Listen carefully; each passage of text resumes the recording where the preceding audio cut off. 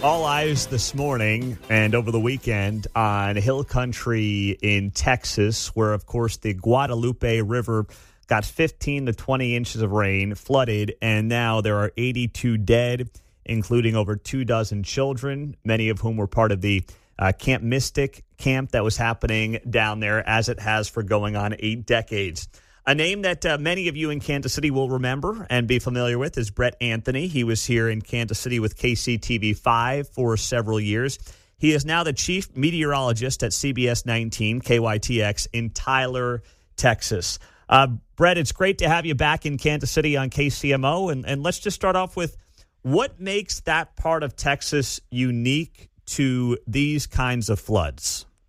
Good morning, Pete. Thank you for having me. I just want to say, here in East Texas, we really feel for the folks in Central Texas and the Hill Country. It's just when we heard about the news coming out, I mean, just the pit of your gut just kind of drops. But that area is especially hilly. It's very dry. We've had a drought there recently.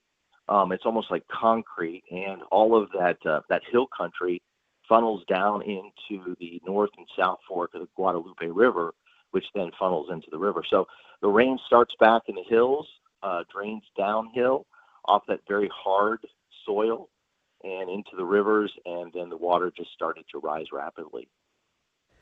And what was the storm that was feeding all these heavy rainfalls? It was Tropical Storm Barry that went ashore in Mexico, and then that moisture, the remnant moisture, moved up through Mexico and into central Texas. You couple that with just an unusually high amount of moisture in the atmosphere from the Gulf of Mexico. I mean, you're talking about an area that's only about 3 to 4 hours away from the Gulf of Mexico. So there's always a moisture fetch there. So you put that on top with the remnants of very added moisture, and then you have a little twist in the atmosphere that moves through that area Thursday night into Friday morning, and it stalls. We're at the time of the year where the jet stream is so weak that the winds just don't push these storms. And so that storm stalls, you have all that moisture, and it just unfolded from there. We had thunderstorms that just sort of turned over into just areas of heavy rain. The clouds cooled. It was, absolutely the worst case scenario, to where the cloud tops were cooling so more ice crystals can form.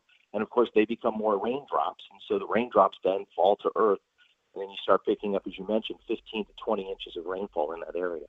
I've seen that this Texas Hill Country area, which is basically west of Austin and San Antonio, is called and dubbed Flash Flood Alley. And is that just a combination of basically topography, geology, and climate, or is there more to it than that? I think it's a combination of all three of those.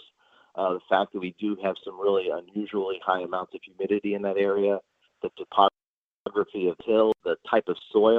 It's so hard, as you know, in Kansas City, when we have a longer stretch of dry weather and then suddenly it rains, the soil's like concrete. It has no way to absorb or soak into the soil, and so it just runs off, and it runs off at a high rate that flash flooding can occur.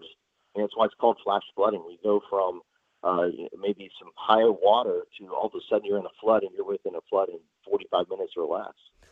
Unbelievable. Brett Anthony is here. Of course, he was a meteorologist in Kansas City, most recently with KCTV5. He is now the chief meteorologist at CBS affiliate down in Tyler, Texas. So the time lapse, I'm sure you've seen these videos. To me, there was I think it was all of 2 minutes that a part of the Llano River in Texas flooded. And the video is just, it's unbelievable to watch this roadway get completely covered in the span of 2 minutes, and it just looks like a completely different plot of land than it did 2 minutes earlier. With those videos in general, how unusual is the pace at which these floods occurred? Oh, well, the National Weather Service out of the San Antonio and Austin office, they were talking about 5 to 7 inch an hour rainfall rates. So they were mentioning this happening every up to 75 years, 25 to 75-year rainfall rates. But flooding like this, we're talking about a once-in-a-generation flood, or a once in 1,000 years, or a 0.1% chance of having rainfall rates like this and the rivers rising like that. Now, it's happened in the past, I think 4 or 5 times in that area. So it's not something it's unseen before, but certainly the scope and the impact that it's had, that is something that is going to be remembered forever. Now, the reaction, of course, and the warnings we know about, especially Camp Mystic and the 24 plus campers that have been lost there in this tragedy. National Weather Service, as I've read, issued a flash flood watch 12 hours prior. There was a flash flood warning issued 3 hours prior. We won't speculate on what these camp leaders knew and did not know, but do you feel like from your expertise in doing this your career, that was a serviceable amount of lead time from the National Weather Service with those two watches and warnings in particular? Oh, absolutely. And from the Weather Prediction Center, that's an arm of the National Oceanic and Atmospheric Administration. They had put an outlook for excessive rainfall over that area Thursday, so the day prior to all this happening. So with that in mind, and the fact that the flood watch was issued, and then the warnings were starting to move from west of the Kerrville area into Kerr County throughout the night. But that initial flash flood warning was around 1:30 in the morning, where there was a flood advisory or flood warning, I think, at that time. And then the flash flood warning came later in the night. The challenge there is, how do you get folks to know about that warning in the middle of the night? You could put out wireless emergency alerts on phones, but how many people have their phones with them at that time?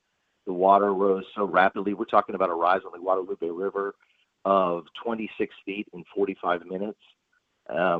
So the water just swallows those campgrounds.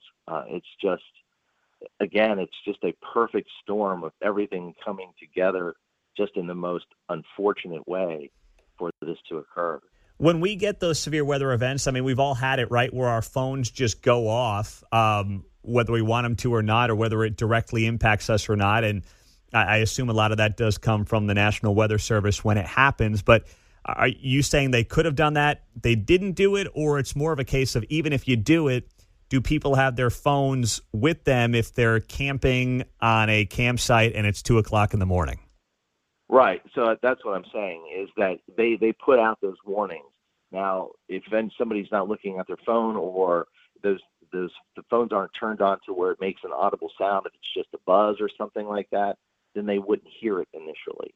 So the warnings came out, well in advance. In fact, there was, we have something called the Slack channel where we can monitor what the National Weather Service is thinking, and it's a way that they can speak with the media and emergency managers. And so, at 12:33 in the morning, they were issuing flood warnings and talking about having flash flood guidance 175% of normal in this area. So that was just west of Kerr County. And so they were saying some cell mergers were about to take place in central Kerr County, and they are going to go with a flash flood warning for northwest Bandera and central Kerr County, so Kerrville and Camp Mystic, at 1:06 a.m. So that's well in advance of the water ever getting there. But it's a matter of, how do you get that warning out to the people, and how can they get that, aside from going door to door and knocking on every door, and some of that was happening. How do you get the word out? It's more of a social science issue at this point, is how can you better communicate and get the word out so that folks take it seriously? Because we have so many warnings. They were talking about outdoor warning systems maybe solving this. But if you issue a tornado warning, Pete, what are you supposed to do? Shelter in place. Yeah. That wouldn't have worked in this instance. That's an excellent point. And listen, I'm old school. Even as a millennial, I still have a weather radio in the house because I just see value in it, especially in our part of the world for tornadoes in particular. I've turned it off for a lot of other things. I don't need to be woken up at 2 a.m. about a winter weather advisory. But I think that, the old school weather radio may have to come back to prominence. What do you think about that? You can't beat the old school weather radio. Yeah, and you can filter out what warnings you want. I know in the past I've had to filter out dense fog advisories in Kansas City because we get so many in the middle of summer, right? Yeah. But you can put on tornado warnings. I would say keep the flash flood warnings on because those are so important.